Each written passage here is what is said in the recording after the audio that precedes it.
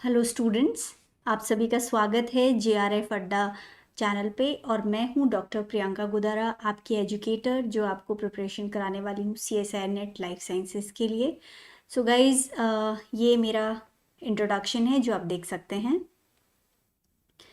और गाइज, अगर आप लोग CSI नेट लाइफ साइंसेस के लिए एक कंप्लीट कोर्स ज्वाइन करना चाहते हैं तो JRF अड्डा आपके लिए लेके आ रहा है 1 नवंबर से ये कोर्स, जो कि केमिकल साइंसेस और लाइफ साइंसेस में आप लोगों के लिए अवेलेबल है।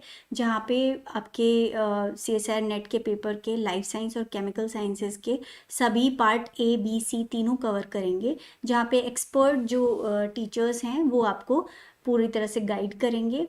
उसके बाद में आपको PDF फॉर्म में नोट्स भी मिल जाएंगे। सो गाइज, अगर आप इस प्रोग्राम को अवेल करना चाहते हैं तो 1 नवंबर से शुरू होने वाला है और इसकी वैलिडिटी 12 मंथ्स है। और गाइज, अभी जो इसका ऑफर प्राइस है वो आप लोगों के लिए अवेलेबल है 19,999 रुपीज़ में। अभी ये कोर्स आप लोगों के लिए अवेलेबल है। अगर आप इसे अवेल करना चाहते हैं तो आपको क्या करना होगा, सबसे पहले आप JRF अड्डा की जो ऐप है वो डाउनलोड करें। ओके, JRF अड्डा ऐप डाउनलोड करने के बाद यहाँ पे आपको CSI नेट जो दिया हुआ है ऑप्शन वो सिलेक्ट करना होगा कोर्सेज में, जिसके अंदर अंदर जाके आपको, जैसे अगर लाइफ साइंस का कोर्स आप अब सिलेक्ट करना चाहते हैं तो इसे सिलेक्ट करें। तो ये आपको डायरेक्ट कर देगा इस पेमेंट पेज पे, जहाँ पर आप पूरा प्रोसेस कंप्लीट करने के बाद इस कोर्स को अवेल कर पाएंगे। सो गाइज, आते हैं आज की क्लास पे। आज हम जिस टॉपिक पे बात करने जा रहे हैं वो है फाइलोजेनेटिक ट्री, जो कि आपकी इवोल्यूशन बायोलॉजी यूनिट का एक टॉपिक है और काफ़ी इंटरेस्टिंग टॉपिक है। और इस पे काफ़ी फ्रीक्वेंटली क्वेश्चंस आते रहते हैं और बहुत इजीली आप इसको सॉल्व कर सकते हैं, इसलिए ये टॉपिक मैंने आज लिया है। So guys, phylogenetic tree basically है क्या? ये एक डायग्राम है जो कि इवोल्यूशनरी रिलेशनशिप्स जो हैं अलग अलग ऑर्गेनिजम्स के बीच में, उनको रिप्रेजेंट करता है। ओके, और ये जो फाइलोजेनेटिक ट्री है ये एक तरह से एक हाइपोथेसिस है, मतलब कोई श्योरिटी नहीं है, बट हम अपनी तरफ से एक हाइपोथेसिस, मतलब एक अंदाज़ा लगाते हैं कि शायद जो इन स्पीशीज़ का इवोल्यूशन है उसका जो स्टेप्स हैं वो ये रहे होंगे और किस तरह से इनका इवोल्यूशन एक दूसरे से आगे हुआ होगा। So these are not definitive facts, this is just an hypothesis. Okay, the pattern of branching in phylogenetic tree reflects how species or other groups evolved from a species or a common ancestor. So as we can see here, कोई एक common ancestor से किस तरह से अलग अलग species का evolution हुआ, इसका एक हम आइडिया इससे लगा सकते हैं। ओके, बहुत सारी तरह से हम इस फाइलोजेनेटिक ट्री को ड्रॉ कर सकते हैं। इस ट्री को अगर आप एक ब्रांच के चारों तरफ रोटेट भी करेंगे तो उसमें जो इन्फॉर्मेशन है उसमें कोई चेंज नहीं आएगा। ये हम अभी आगे समझेंगे कि क्या कहना चाह रहा है। Okay, so the first term that I would like to introduce is rooted phylogenetic tree. So ये कौन सी तरह की phylogenetic trees होते हैं? जब यहाँ पे ancestor हो, एक नोन एंसेस्टर हो और जिससे अलग अलग ग्रुप्स का इवोल्यूशन हुआ है वो हमें पता चले। सो इसको हम क्या कहते हैं? एक rooted phylogenetic tree. All right, so this is the ancestor. तो जहाँ पे एंसेस्टर आपको पता है वहाँ पे उसको क्या कहेंगे? Rooted phylogenetic tree. Unrooted phylogenetic tree का क्या मतलब है? यहाँ पे हमें एंसेस्टर्स का नहीं पता है, ओके, बट इवोल्यूशनरी जो सीक्वेंस है उसके अंदर जो इनका आपस में कनेक्शन है वो कुछ हमें आइडिया लगा है उसका। So this is unrooted phylogenetic tree. Alright guys, so यहाँ पे जो रोटेशन वाली बात वहाँ पे हो रही थी उसका मतलब क्या है? अगर हम इस ब्रांच को रोटेट कर दें, मतलब अगर C इधर आ जाए और ये B इधर भी आ जाए तो भी कोई इन्फॉर्मेशन को चेंज नहीं कर रहा, तब भी हमें पता चल रहा है कि O इसका एंसेस्टर है, ओके, और ये जो है डिसेंडेंट्स है। Alright, this is what it was meant कि जब अगर इसको हम रोटेट भी कर दें ट्री को, अगर इस पूरे को ही रोटेट कर दें, सपोज अगर मैं इसको एक और तरह से ड्रॉ करूं, ओके, सपोज यहाँ पे हम A लिख देते हैं और यहाँ पे सी और यहाँ पे अगर बी लिख देते हैं तब भी ये कोई इन्फॉर्मेशन को चेंज नहीं कर रहा है. It is also giving the same information that this phylogenetic tree was giving. All right, now will learn how to construct a phylogenetic tree. उसके लिए मैंने एक एग्जाम्पल यहाँ पे सेट किया है जिसके बेसिस पे हम सीखेंगे कि किस तरह से हम फाइलोजेनेटिक ट्री को ड्रॉ कर सकते हैं. सो गाइज, जब भी हम फाइलोजेनेटिक ट्री ड्रॉ करते हैं उससे पहले क्या हम ध्यान रखते हैं, यहाँ पे कुछ टेक्सा हमें दिए हुए. टेक्सा का मतलब आप कह सकते हो कि अलग अलग स्पीशीज़ हैं. ऑल राइट, और यहाँ पे कुछ कैरेक्टर्स हैं. सो इन कैरेक्टर्स के बेसिस पे हम इन स्पीशीज़ के अंदर आपस में रिलेशनशिप यहाँ पे निकालने की कोशिश करेंगे कि इनके एंसेस्टर्स कौन से कॉमन हैं और किस तरह से इनका जो आगे इवोल्यूशन हुआ होगा, इनकी कैरेक्टर्स के बेसिस पे हम ये चीज़ फाइंड आउट करेंगे. ऑल राइट, सो एक और चीज़ जो हमें ध्यान रखनी है, हम एक बार में एक स्टेप ही करेंगे, एक बार में एक कैरेक्टर लेंगे. ऑल राइट, और स्टेप बाय स्टेप हम आगे बढ़ेंगे तो हमारा जो ट्री है वो किस तरह बन के बाहर आएगा वो हम देखते हैं यहाँ पे. ऑल राइट, सो यहाँ पे 1 2 3 4 5 6 ऑर्गेनिजम्स हैं अलग अलग, जिनके बीच में हम रिलेशनशिप देखने वाले हैं और उनका इवोल्यूशन समझने वाले हैं. और कैरेक्टर्स हमने कितने लिए हैं, यहाँ पे 7 कैरेक्टर्स हमारे पास में अवेलेबल हैं. All right, so let's start. So suppose this is your first character. Okay, यहाँ पे देखते हैं जो फर्स्ट कैरेक्टर है, यहाँ पे हम लिख देते हैं स्टेप नंबर 1. तो जैसा हमने डिस्कस किया था एक बार में हम एक स्टेप को लेंगे. ऑल राइट, सो यहाँ पे सबसे पहले हमने लिया है कैरेक्टर नंबर 1 और ये क्या ओ में प्रेजेंट है, ये ओ में प्रेजेंट नहीं है. ये ए में प्रेजेंट है, बी में है, सी में भी है और डी में भी है और ई में, मतलब बाकी 5 जो टेक्सा हैं उनके अंदर ये कैरेक्टर प्रेजेंट है. ऑल राइट, सो यहाँ पे हम ये इसको ड्रॉ करते हैं 1 2 3 4 5. ऑल राइट, और इनके पांचों के अंदर कौन सा वाला कैरेक्टर प्रेजेंट है, कैरेक्टर नंबर 1. लेकिन एक पर्टिकुलर है जिसके अंदर ये कैरेक्टर प्रेजेंट नहीं है तो उसको हम अलग से ड्रॉ करेंगे और ये कौन सा वाला है, ओ. ऑल राइट, सो यहाँ पे हम लिख देते हैं A B C D and E. All right, so ये हो गया हमारा step number 1. Now we will come to character number 2. Okay, और जो कि प्रेजेंट है ए बी और डी के अंदर. All right, so step number 2 जो कि प्रेजेंट है ए बी और डी के अंदर. सो गाइज ये देखिए ओ में वापस कैरेक्टर नंबर 2 भी प्रेजेंट नहीं है और ये हमारा कैरेक्टर नंबर 1 था और इसको हम आगे फर्दर डिवाइड कर रहे हैं. सिर्फ 3 के अंदर जो है ये वाला कैरेक्टर प्रेजेंट है. So this is our character number 2 और जो कि किस किस के अंदर प्रेजेंट है, ए बी और डी के अंदर. सो यहाँ हम लिख देंगे A B and D. All right, किस किस में ये कैरेक्टर नहीं है, सी एंड ई के अंदर कैरेक्टर नंबर 2 प्रेजेंट नहीं है तो इनको हमने अलग कर दिया. All right, so 1 step at a time. Now coming to step number 3. All right, step number 3 के अंदर हम थर्ड कैरेक्टर लेंगे और जो कि सिर्फ ए में प्रेजेंट है. सो गाइज ये मैं यहीं पे ही ड्रॉ कर देती हूँ. ऑल राइट, स्टेप नंबर 3 जो है इसी में मैंने कर दिया. ऑल राइट, सो जो थर्ड कैरेक्टर है वो सिर्फ ए में प्रेजेंट है. ऑल राइट, सो सिर्फ ए में प्रेजेंट है उसको हमने यहीं पे डिनोट कर दिया है. सो ये हो गया अपना स्टेप नंबर 4. अब हम देखेंगे कैरेक्टर नंबर 4 को. कैरेक्टर नंबर 4 जो है वो प्रेजेंट है बी और डी के अंदर. सो इसको हम वापस ड्रॉ करेंगे. ओके, दिस इज ओ जिसके अंदर फोर्थ कैरेक्टर भी प्रेजेंट नहीं है. ऑल राइट, इस तरफ जाएंगे, दिस इज कैरेक्टर नंबर 1 और यहाँ से एक ब्रांच ये निकल रही है जिसमें सी और ई प्रेजेंट हैं और यहाँ पे एक ब्रांच अलग से निकल रही है, कैरेक्टर नंबर 2 यहाँ पर है. ओके, और यहाँ पे जो कैरेक्टर नंबर 4 है वो बी और डी के अंदर प्रेजेंट है, राइट। सो यहाँ पर हम ड्रॉ कर देंगे एक साइड बी और डी को, और इनके अंदर कौन सा कैरेक्टर प्रेजेंट है, कैरेक्टर नंबर 4, और यहाँ पे प्रेजेंट है ए जिसमें था कैरेक्टर नंबर, जैसे यहाँ हमने मेंशन किया था, कैरेक्टर नंबर 3। ऑलराइट, सो ये हो गया अपना step number 4। Now we will see character number 5 which is present in E.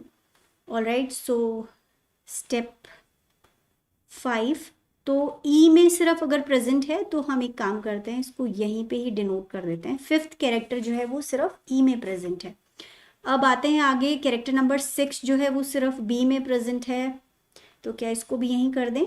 So this is character number 6। Alright, जो सिर्फ बी में प्रेजेंट है। Now coming to the next one, character number 7 जो present है सी और E के अंदर।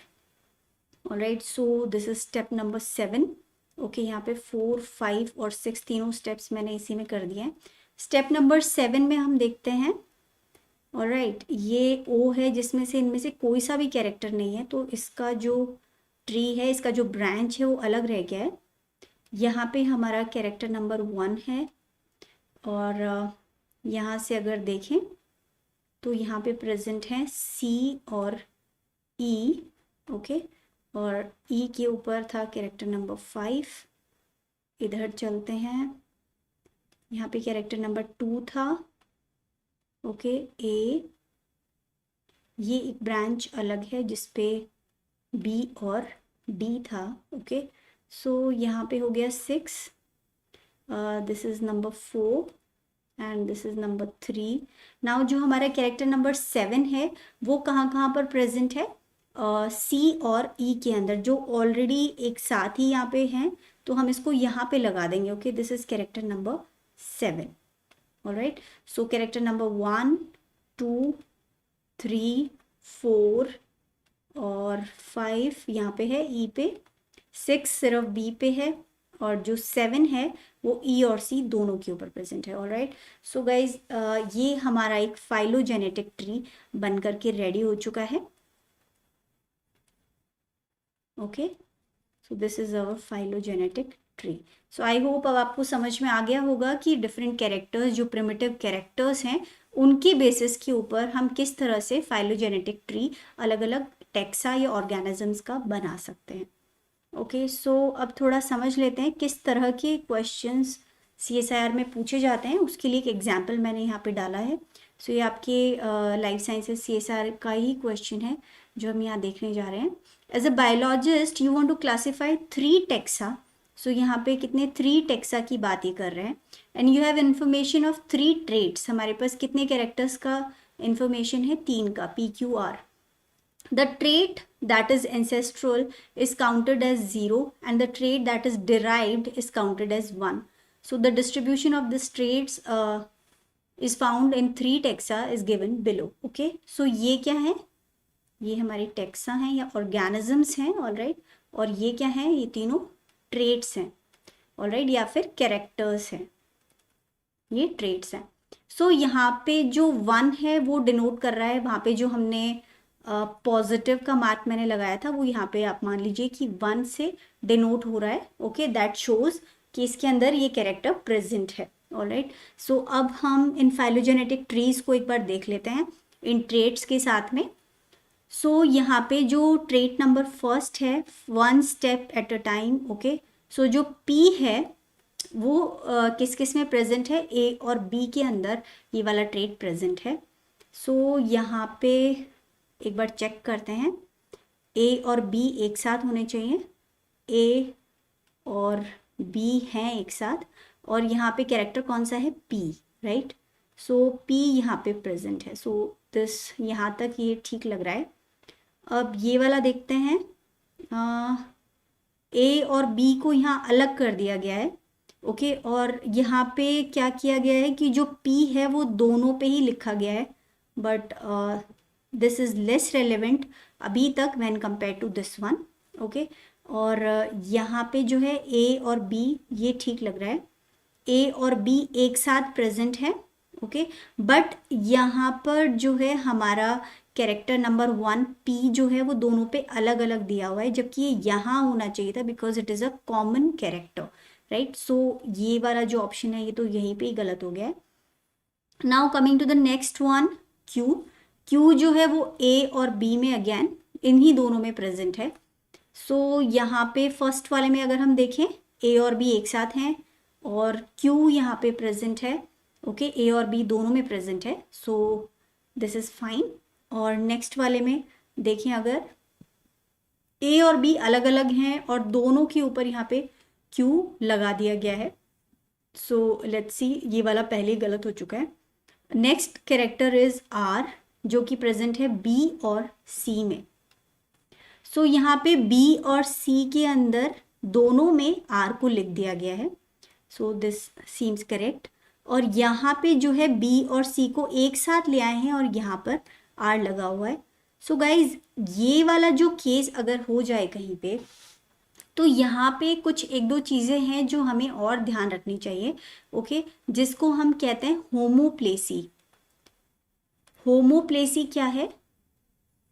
होमोप्लेसी is similar looking characters, okay, these are similar looking characters that are present in two different taxa. So ये जो characters हैं एक जैसे दिख रहे हैं but maybe or maybe not they have the same evolution, okay. So similar looking characters अगर हैं तो वो कन्फ्यूजन क्रिएट करते हैं।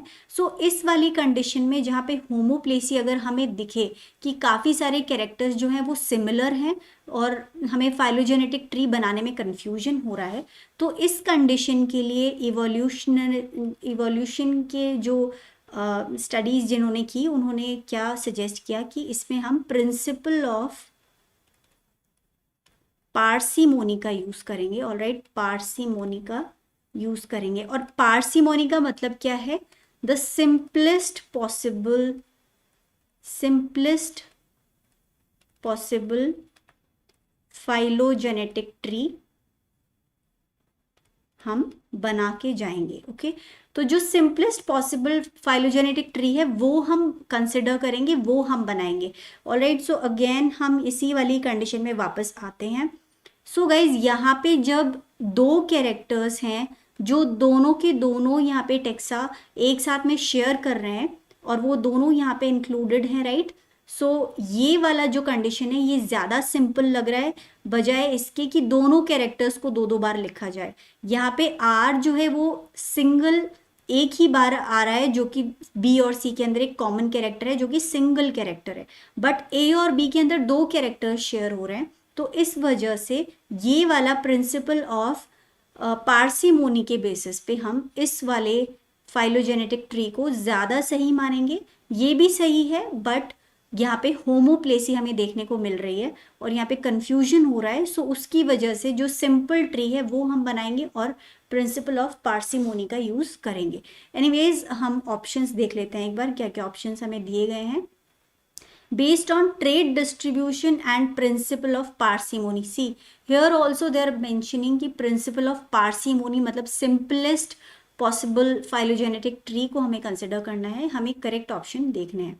So यहाँ पे both A and B are cladograms are possible.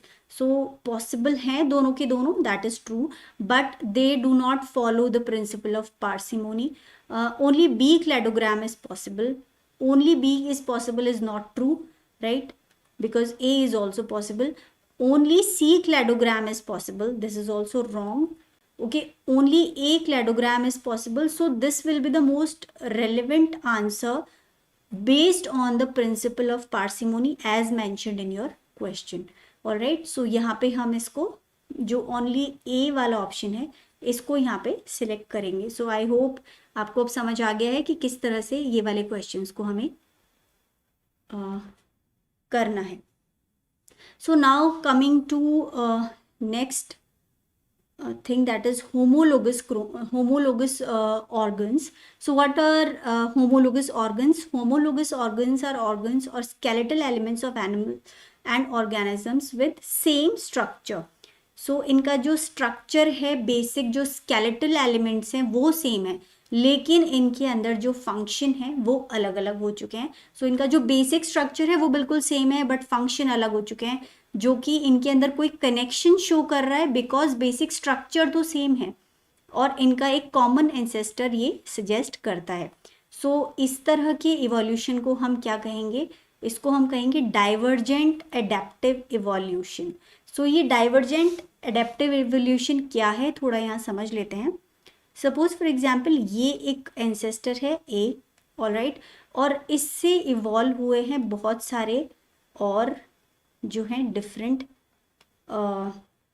दूसरे टैक्सा, ऑलराइट, और ये मूव कर गए हैं अलग अलग एनवायरमेंटल कंडीशंस में, move to different environmental conditions.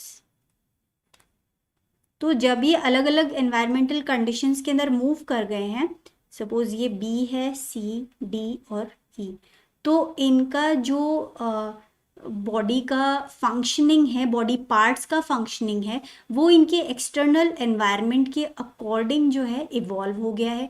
सो उसका जो बेसिक स्ट्रक्चर है, अंदर का जो स्केलेटल एलिमेंटल पार्ट है, वो बिल्कुल सेम लग सकता है इनका, बिकॉज इनका इंसेस्टर यहाँ पे कॉमन है, बट उनका जो फंक्शन है वो अलग हो चुका है। इसका हम एक एग्जाम्पल ले लेते हैं। Let's talk about a few mammals.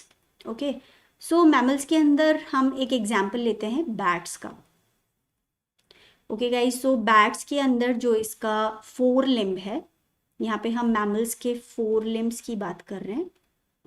Okay, so जो मैमल्स के 4 लिम्ब की अगर बात करें, तो बैट्स के अंदर जो 4 लिम्ब हैं वो किसके अंदर इवॉल्व हो चुके हैं, विंग्स के अंदर, और ये किस में हेल्प करते हैं, इसको फ्लाई करने में ये हेल्प करते हैं। ओके, नेक्स्ट एग्जाम्पल हम एक और मैमल का लेते हैं, जैसे कि ह्यूमंस। ओके, ह्यूमंस का जो 4 लिम्ब है that is evolved into fingers. Okay, और जो कि होल्डिंग में काम आता है। Okay, so next example we will take of say dolphin. Okay, dolphin का जो 4 lip है, it has been evolved into fins and fins help in swimming. और एक और एग्जाम्पल ले लेते हैं, सपोज कैटल। कैटल का जो 4 लिम्ब है वो लेग्स में कन्वर्ट, लेग्स के अंदर इवॉल्व हुआ है, और वो किस में हेल्प कर रहा है, लोकोमोशन के अंदर। ऑलराइट गाइस, सो ये डाइवर्जेंट एडेप्टिव इवोल्यूशन है, क्योंकि ये जो अपने एंसेस्टर से अलग अलग जगह पे मूव कर गए, डिफरेंट एनवायरमेंटल कंडीशंस के अकॉर्डिंग इनकी बॉडी अडेप्ट हुई है, जिसकी वजह से इनके अंदर डिफरेंट डिफरेंट टाइप्स के इवोल्यूशनरी डेवलपमेंट्स आ गए हैं, और जिसकी वजह से सेम 4 लिम्ब ही फंक्शनिंग में अलग अलग हो गया है। Alright, but still they have a common ancestor, so they do have a lot of similarities. Okay, so next one is analogous structure. जैसे कि अभी हमने देखा, जहाँ पे डाइवर्जेंट था वहाँ पे एक एंसेस्टर कॉमन था, और अलग अलग जगह पे उसकी जो ऑफस्प्रिंग्स हैं वो क्योंकि डिस्ट्रीब्यूट अलग अलग एरियाज़ के अंदर हो गए, एनवायरमेंटल चेंजेस वहाँ पे हो गए। उससे बिल्कुल उल्टा अगर देखें, यहाँ पे डिफरेंट एंसेस्टर्स से अगर ये जो पर्टिकुलर टेक्सा है ये मूव करके किसी एक एनवायरनमेंट के अंदर अगर मूव हो जाए, सपोज यहाँ पे ये सारे आ गए, तो उस कंडीशन में क्या होगा, इन सब के अंदर इवोल्यूशनरी चेंजेस होंगे, और ये जो इवोल्यूशनरी चेंजेस होंगे इसकी वजह से, इन एनवायरमेंटल कंडीशंस की वजह से इनके अंदर काफ़ी सिमिलैरिटीज़ आ सकती हैं। इनके जो कैरेक्टर्स हैं उसके अंदर सिमिलैरिटीज़ इन कैरेक्टर्स। ऑलराइट, इनके जो ट्रेट्स हैं उनके अंदर हो सकता है कुछ सिमिलैरिटीज आ जाएं, और इसी को हम कन्वर्जेंट इवोल्यूशन कहते हैं, क्योंकि जो सेम एनवायरमेंटल और कंडीशंस है उसकी वजह से इनमें सिमिलर कैरेक्टर्स का डेवलपमेंट हो गया है। Alright, now let's see few examples. Again if we talk about dolphins, तो डॉल्फिन्स के अंदर क्या प्रेजेंट है, फिन्स। ओके, और ये क्या है, डॉल्फिन क्या है, एक मैमल। सिमिलरली जो फिशेस हैं Fishes are Pisces. Alright, and they also have fins. So दोनों के पास fins हैं और जिनका फंक्शन बिल्कुल सेम है, दैट इज स्विमिंग. ऑलराइट, सो इसको हम कहेंगे कन्वर्जेंट इवोल्यूशन, जहाँ पे इनका अगर हम बेसिक स्ट्रक्चर देखें इंटरनली तो वो काफ़ी अलग है, बट इनके जो लिम्स हैं उनके अंदर डेवलपमेंट काफ़ी सेम हुआ है, जिसकी वजह से इनके अंदर सिमिलर ट्रेड्स हम देख सकते हैं. This is convergent evolution. Okay guys, so now ये जो कन्वर्जेंट इवोल्यूशन है वही होमोप्लेसी का रीज़न है. ऑलराइट, जहाँ पे दो स्पीशीज़ हैं वो कॉमन ट्रेट शेयर कर रहे हैं. Okay, and these characters are absent in their ancestors. Ancestors में वो जो पर्टिकुलर ट्रेट है वो प्रेजेंट नहीं था, but due to change in their environmental conditions उनके अंदर वो कैरेक्टर्स प्रोड्यूस हो गए हैं. और ये जो होमोप्लेसी है ये कन्फ्यूजन क्रिएट करती है. ओके, हमको जो पर्टिकुलर कैरेक्टर्स हैं उनको समझने में और जो पर्टिकुलर टेक्सा है उसको कौन से ग्रुप में रखा जाए ये डिसाइड करने में जो है कन्फ्यूजन क्रिएट करता है होमोप्लेसी. और इसी कन्फ्यूजन को दूर करने के लिए डिसाइड किया गया कि हम कंसिडर करेंगे फाइलोजेनेटिक ट्री बनाते हुए principle of maximum parsimony. Okay, so which basically means we will draw the shortest possible phylogenetic tree. I hope you got it. Okay guys, so जो phylogenetic tree है वो काफ़ी सारे ग्रुप्स के अंदर डिवाइडेड है. कौन कौन से ग्रुप्स हैं ये हम समझते हैं. यहाँ पे एक phylogenetic tree मैं बनाने जा रही हूँ. ओके, ऑलराइट, सो ये हमारा एक phylogenetic ट्री है जो हमने बनाया. Okay, so these are A B C D E F. Alright, ये कुछ डिफरेंट टेक्सा हैं जिनको उनके कैरेक्टर्स के बेसिस पे यहाँ पे प्लेस किया गया है. अब इसके अंदर ग्रुप्स हम कैसे बनाते हैं, कुछ टाइप्स हैं ग्रुप्स के जो अलग अलग बनाए गए हैं इनकी अंडरस्टैंडिंग के लिए. सो अगर हम इसको इस तरह से लें, okay, so this particular group, इसके अंदर एंसेस्टर इंक्लूड है.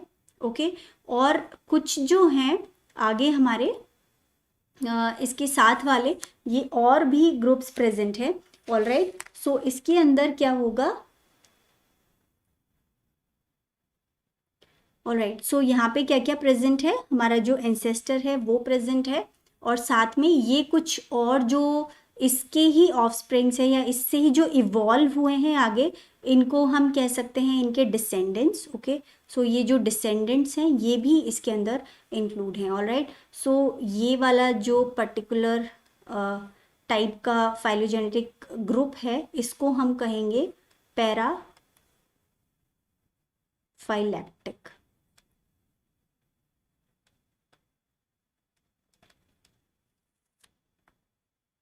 Okay, paraphyletic group. और इसके अंदर कौन कौन इंक्लूड हुआ है, एंसेस्टर. ऑलराइट, एंसेस्टर्स आ गए हैं, और कौन इसके अंदर इंक्लूड हुए, descendants, but not all descendants. We can see here कुछ डिसेंडेंट्स को हमने यहाँ पे छोड़ दिया है. Alright, so few descendants are included. Okay, now the next group. Okay, shall I take a different color? Okay, let's change the color. So here this is another group, okay, that we have taken. Okay, so यहाँ पे आप देखिए इस particular group के अंदर, देखिए इस particular group का यहाँ पे ये एंसेस्टर है जो हमने इसके अंदर इंक्लूड किया है, और साथ में इसके डिसेंडेंट्स भी यहाँ पे इंक्लूडेड हैं. ऑलराइट, सो ये जो पर्टिकुलर इतना फाइलोजेनेटिक ट्री है ये वाला, इसके अंदर हमने क्या क्या ले लिया, इसका एंसेस्टर भी लिया है. ओके, और इसके अलावा हमने इसके जो ऑल डिसेंडेंट्स हैं वो भी हमने ले लिए हैं। सो इस पर्टिकुलर टाइप के ट्री को हम क्या कहेंगे, इसको हम कहेंगे monophyletic. This is called as monophyletic tree, okay, और मोनोफाइलैक्टिक ग्रुप, ऑलराइट। सो जहाँ पे एंसेस्टर है और ऑल डिसेंडेंट्स है। एक और मोनोफाइलेक्टिक ग्रुप यहाँ पे बन सकता है जिसमें हम इस पूरे को ही ले लें, ओ से लेकर के ये पूरा जो भी ट्री हमने ड्रॉ किया है, इस पूरे को अगर एक साथ आप ले लेते हो, so this is also a monophyletic group, alright. So the third type is let's say कौन सा कलर लिया जाए यहाँ पे, let's take this color. Next group is से हमने सारे डिसेंडेंट्स को ले लिया है but the ancestor is not included. यहाँ पे सभी डिसेंडेंट्स को लिया है but ancestors are not included, so इस पर्टिकुलर को क्या कहेंगे, पॉलीफाइलैक्टिक, पॉलीफाइलैक्टिक ग्रुप, ओके। और इसके अंदर only descendants are included, okay, ancestors are not included, alright। so I hope तीनों टाइप के ग्रुप्स आपको समझ में आ गए हैं। पैराफाइलेक्टिक है जिसके अंदर एंसेस्टर आता है बट सभी डिसेंडेंट्स नहीं आ रहे हैं, ओके। मोनोफाइलेक्टिक है जिसमें एंसेस्टर है, ओके, और सारे डिसेंडेंट्स भी हैं। और थर्ड टाइप है जो पॉलीफाइलेक्टिक है, उसमें सिर्फ डिसेंडेंट्स हैं और उसके अंदर एंसेस्टर इंक्लूड नहीं है, okay guys. So next is cladogram. Cladogram क्या होता है, so a monophyletic group is called as a clade and its tree is called cladogram. So ये एक टर्म है जो कई बार यूज होता है, आपको पता होना चाहिए। सो यहाँ पे एक मोनोफाइलेक्टिक मतलब जिसके अंदर एंसेस्टर प्लस डिसेंडेंट्स सभी यहाँ पे मेंशन्ड हो, it is called as a cladogram. अब इस ट्री को हम क्या कहते हैं, क्लैड कहते हैं। सपोज ये कॉमन एंसेस्टर है और ये इसके क्या हैं, डिसेंडेंट्स हैं, ऑलराइट। सो इसको, इस ट्री को हम क्या कहते हैं, इस ट्री को हम क्लैड कहते हैं। और इसको ही हम, इस पूरे ग्राफ को जो हमने ये डायग्राम बनाया है, सॉरी नॉट ग्राफ, ये जो डायग्राम हमने बनाया है वो इसको क्या कहेंगे, cladogram, alright. This particular tree is called as a cladogram, okay, this whole structure is called cladogram।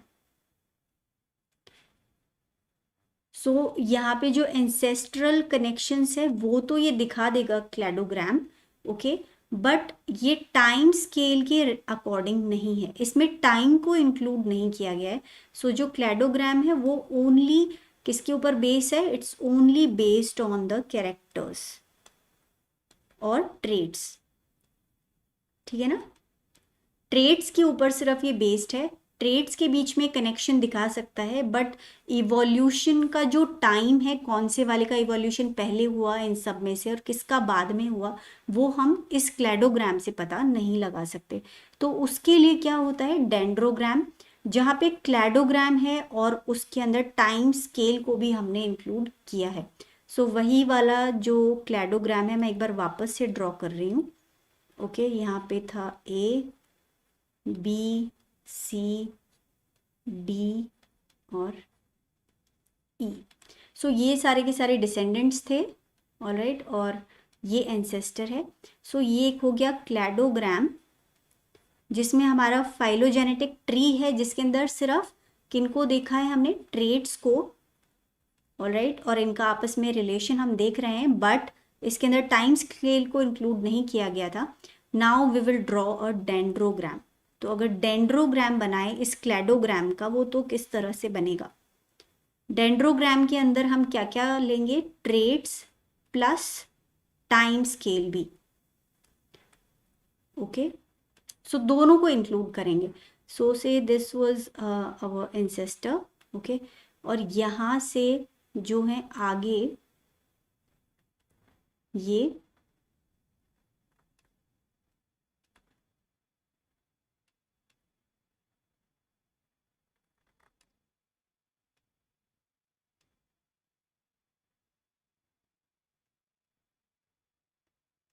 अब टाइम स्केल भी ये शो कर रहा है। टाइम स्केल किस तरह शो कर रहा है, ये देखिए, जो एंसेस्टर से लेकर के जो हमारा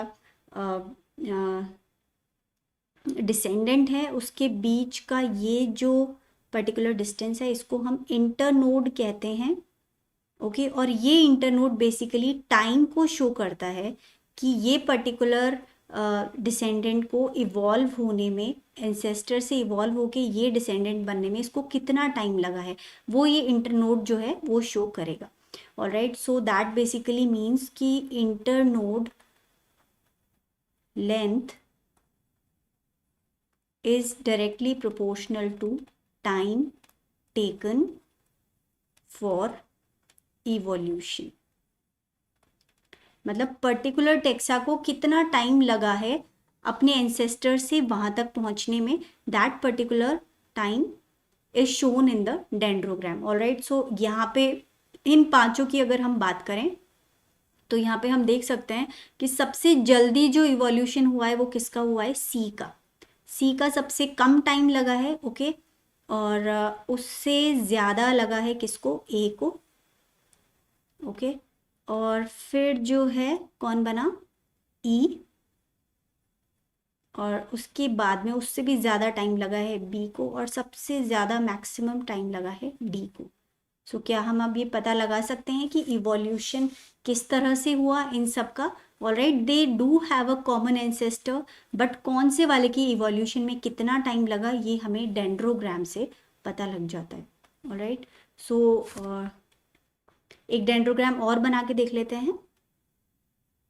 यहाँ पे सपोज ये कॉमन एंसेस्टर है और यहाँ से जो है इसके काफ़ी सारे ट्रीज निकल रहे हैं, सॉरी नॉट ट्रीज, ब्रांचेस निकल रही हैं। ओके,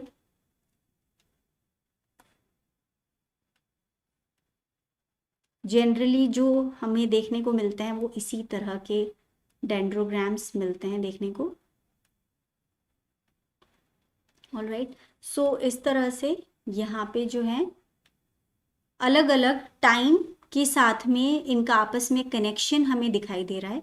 ओके, और किस तरह से कौन से वाले का एंसेस्टर कौन है, ये सब चीज़ें हमें यहाँ से समझ में आ रही हैं। ओके, सो आई होप अब आपको समझ में आ रहा है कि ये जो पर्टिकुलर जो इसका डिसेंडेंट है इसको सबसे ज़्यादा टाइम लगा है इवोल्यूशन के अंदर, और ये जो पर्टिकुलर कुछ इसके डिसेंडेंट्स हैं इनको कम टाइम लगा है। ओके, यहाँ पे ये जो डिसेंडेंट्स हैं इनको और भी कम टाइम लगा है। So this is how we can find out the time taken for evolution of a particular taxa. Okay, इसी पे बेस्ड एक और CSIR नेट का ही क्वेश्चन है जो मैंने यहाँ पे लिया है। आपको यहाँ पे फाइलोजेनेटिक ट्री देख करके समझना है कि कौन सा वाला टाइप का ही फाइलोजेनेटिक ट्री है। Depicted below is a phylogenetic tree of selected taxa. Okay, based on the above which one of the following statements is correct. So पहले इसको देख लेते हैं हम। So this is our group X, और इसके अंदर देखिए एंसेस्टर को लिया गया है। ओके, इस पर्टिकुलर ब्रांच का एंसेस्टर प्लस सारे डिसेंडेंट सबको ले लिया गया है। तो ये बिल्कुल क्लियरली नज़र आ रहा है कि ये कैसा है, मोनोफाइलैक्टिक ग्रुप है। Right, so this is a monophyletic group. और यहाँ पर देखिए, यहाँ पे जो है डिसेंडेंट्स हैं और एंसेस्टर भी है, बट यहाँ पे कुछ डिसेंडेंट्स को छोड़ दिया है, मतलब सारे डिसेंडेंट्स नहीं हैं। ओके, एंसेस्टर है और कुछ डिसेंडेंट्स हैं। So this is definitely paraphyletic group. So अब एक बार ऑप्शंस को देख लेते हैं। Group X is monophyletic and group Y is polyphyletic. क्या ये पॉलीफाइलैक्टिक है? पॉलीफाइलैक्टिक क्या था, जैसे हमने डिस्कस किया था, पॉलीफाइलैक्टिक के अंदर जो है सारे के सारे कौन आ जाते हैं, सिर्फ डिसेंडेंट्स आते हैं। राइट, वहाँ पे एंसेस्टर्स नहीं आते हैं, एंसेस्टर्स इंक्लूड नहीं किए जाते, सिर्फ डिसेंडेंट्स इंक्लूड होते हैं पॉलीफाइलैक्टिक में। सो ये वाला जो फर्स्ट ऑप्शन है ये बिल्कुल सही नहीं है। सेकेंड ऑप्शन है group X is paraphyletic, Group X is not paraphyletic, it's monophyletic, so this is also not the right option. Both group X and Y are monophyletic, this is not correct. Group X is monophyletic, that's true. Okay, and group Y is paraphyletic, right? Group Y जो है वो paraphyletic है बिल्कुल. सो ये जो आपका option है, option D, बिल्कुल करेक्ट है. सो आई होप अब आपको समझ में आ गया है कि किस तरह से इन क्वेश्चंस को हमें करना है. बहुत इजी क्वेश्चंस होते हैं, अगर आपको कॉन्सेप्ट पता हो तो आप इजीली इन्हें जो है कर सकते हैं. Which of the following tree represents a fully resolved phylogram. Okay, so एक बार देख लेते हैं. सो फर्स्ट वाला ऑप्शन हम देखें, इसके अंदर देखिए एंसेस्टर है. ओके, और यहाँ पे क्योंकि मैं देख सकती हूँ कि डिसेंडेंट्स के अंदर जो है टाइम स्केल को भी उनकी इवोल्यूशन के अंदर इंक्लूड किया गया है. ओके, सी ऑप्शन के अंदर एंसेस्टर है और सभी डिसेंडेंट्स हैं, बट यहाँ पे जो नज़र आ रहा है कि यहाँ पे टाइम स्केल को इंक्लूड नहीं किया गया है. ओके, और सेम कंडीशन बी में भी है और डी में भी कुछ ऐसा ही लग रहा है. Okay, so what I feel is the best one out of these. Okay, जो सबसे ज़्यादा बेटर और फुली रिजॉल्व्ड एक फाइलोग्राम है वो ए है, क्योंकि इसके अंदर ट्रेड्स के साथ में जो है टाइम स्केल को भी इंक्लूड किया गया है. राइट, सो जो हमारा ऑप्शन ए है वो यहाँ पर बिल्कुल करेक्ट आंसर होना चाहिए.